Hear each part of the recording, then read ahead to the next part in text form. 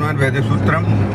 इस समय मैं आगरा से वृंदावन धाम जा रहा हूँ अपने वैदिक सूत्रम शक्तिपीठ पे, वैदिक सूत्रम गेस्ट हाउस पे।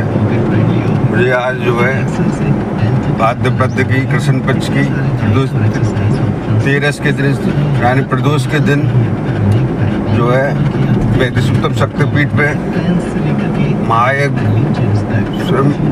का आयोजन करना है। यानी कि वो महायज्ञ मेरे द्वारा ही हुआ, तो मैं आगरा से वृंदावन के लिए निकल चुका हूँ। रास्ते में मैं हाईवे पर चल रहा हूँ, आगरा मथुरा हाईवे पर। पंडित प्रमोद गौतम, आज भाद्रपद कृष्ण पक्ष की त्रयोदशी तिथि यानी प्रदोष, शिव जी के प्रदोष के दिन 27 नक्षत्रों के सम्राट पुष्य नक्षत्र का संयोग जो है पड़ा था, यानी गुरुवार के दिन, यानी गुरु पुष्यावत मास सिद्ध योग में आज वृंदावन में वैदिक सूत्रम शक्तिपीठ में, जो वैदिक सूत्रम गेस्ट हाउस के बराबर में बुर्जा में, वहाँ मेरे द्वारा शिव जी के प्रदोष के दिन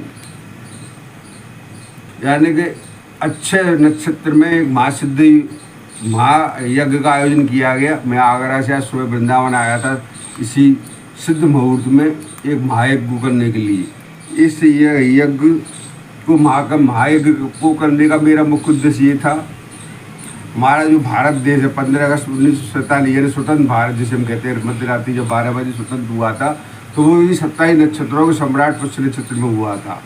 यानी ये ब्रह्मांड की न्यायाधीश शनि का नक्षत्र है। अब वर्तमान में चंद्रमा ग्रह की मानसा सितंबर 2015 से भारत देश पर चल रही है, जो है वो 10 वर्ष की। अभी वो 6 सितंबर 2025 को वो चंद्रमा की 10 साल की मानसा खत्म हो जाएगी। चंद्रमा ठंडा ग्रह है और पुष्य नक्षत्र में स्थित है भारतीय कुंडली में, जो है जब तो 2015 से लेकर अब 2025 तक भारत देश ने पूरी दुनिया में यानी कि प्रगति करी। इससे विश्व के देश भी के अंदर भी एक भारत के प्रति आगे बढ़ती हुई स्त्रियों को देखते उनके अंदर भी ये यानी कंपटीशन की भावनाएं पैदा हो गई है। कुल मिलाकर ये है कि अब 10 साल का पीरियड चंद्रमा खत्म होने जा रहा है 6 सितंबर 2025 को। अब मंगल की यानी कि मंगल की मानसा भारत देश में 7 सितंबर 2025 से लेकर सितंबर 2032 तक 7 वर्ष की चलेगी। मंगल भारतीय वो स्वतंत्र भारतीय जन्म कुंडली में, स्वतंत्र भारत की वृष लग्न कुंडली में सेकंड घर में बैठा, सेकंड वार होता है शासन का वार, यानी जितने भी हमारे भारत देश का कुटुंब में विभिन्न राजनीतिक दल है यानी उससे संबंध रखता है। हमारे जो उत्तरी और पश्चिमी जो सीमा है उनको भी रिप्रेजेंट करता है। तो मंगल की महादशा में भारत को आने वाले समय में जो 7 साल तक रहने वाली, अगले सितंबर से शुरू हो जाएगी 2025 से 7 सितंबर से, तो अनगिनत यानी युद्धों से यानी अघोषित युद्धों का सामना करना पड़ सकता है।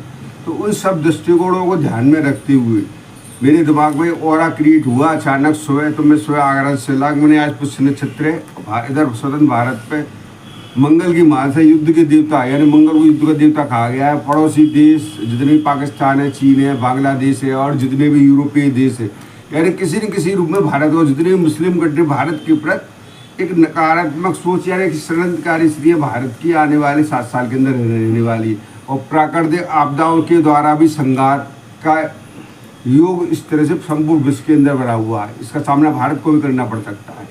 तो इन सब इन सब महत्वपूर्ण बिंदुओं को मैंने ध्यान में रखते हुए आज शिव जी के 13 के दिन शिव जी को देवों के देव महाराज संहारक कहा जाता है। तो हमारे जितने भी गुप्त जो पड़ोसी देते जो गुप्त शत्रु हैं, चाहे वो अमेरिका हो, किसी न किसी रूप में अमेरिका भी विरोधाभास रखता है, चाहे वो पाकिस्तान हो, बांग्लादेश हो, चीन हो, यानी कि और भी अन्य कंट्री जो अज्ञात है, वो उन सभी की गुप्त चालों से, गुप्त षड्यंत्रकारी स्थितियों से भारत का यानी भारत देश के लोगों का यानी किसी न किसी रूप में भारतीय यानी जनमानस का बचाव हो यानी कि और भारत सरकार महत्वपूर्ण निर्णयों को इस अवधि में सावधानी पूर्वक रहे।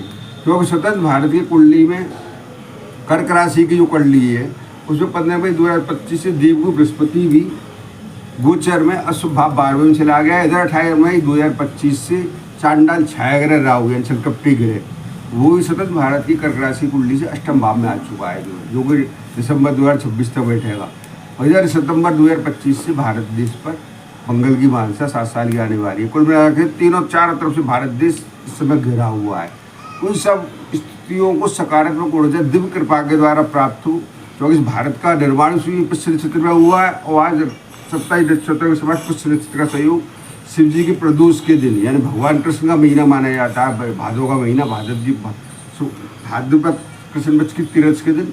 तो मैंने महायज्ञ करने का विचार अचानक सुबह आज अचानक आया, तो मैं आगरा से गाड़ी से चला के सीधा आगे सबसे पहले मैंने हवन किया, जिससे कि आने वाला जो संकट का समय भारत देश पे वो टल सके। जो मैं इस वीडियो को समापन की तरफ ले जाना चाहता हूँ। इस वीडियो को अधिक से अधिक लोगों को शेयर करें जनहित में, और मेरे यूट्यूब चैनल, जिसका मैं यूट्यूब भी निर्मित कर दूंगा, उस यूट्यूब चैनल एस्ट्रोलॉजर पंडित प्रमोद गौतम, उसको सब्सक्राइब करें और इसे यज्ञ के द्वारा यज्ञ की अग्नि की समझ प्रार्थना करें, क्योंकि ये मेरे महासिद्ध मंत्र के द्वारा मैंने इस हवन को किया है, जिस मंत्र की मुझे सिद्धि प्राप्त होती है। अगर मैं उसकी 108 आहुति दे दूंगा तो लाखों करोड़ों मंत्रों के बराबर होती है।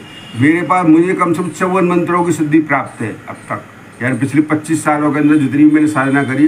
तो मैं जो भी हवन करता हूँ 108 मैंने जो आहुतियाँ दी, तो 108 का मतलब ये 1 लाख मंत्रों की आहुति का यंत्र हो गया, क्योंकि उस मंत्र की मुझे सिद्धि प्राप्त होती है, वो गुप्त मंत्र होती है। इसी वजह से इस यज्ञ की अग्नि की समझ अपने मन में जो व्यक्ति की समस्याओं के संबंध प्रार्थनाएं, इस वैदिक उत्तम शक्तिपीठ, ये यहाँ गर्भगृह स्थल है, आपको दिखाई दे रहा होगा। तो यहाँ पे इसी के समक्ष यहाँ गुर्जा में वैदिक सूत्र में यज्ञ का आयोजन आज जो है यहाँ पे संपन्न हुआ, और इसको वीडियो का दृश्य लोगों को शेयर करेंगे।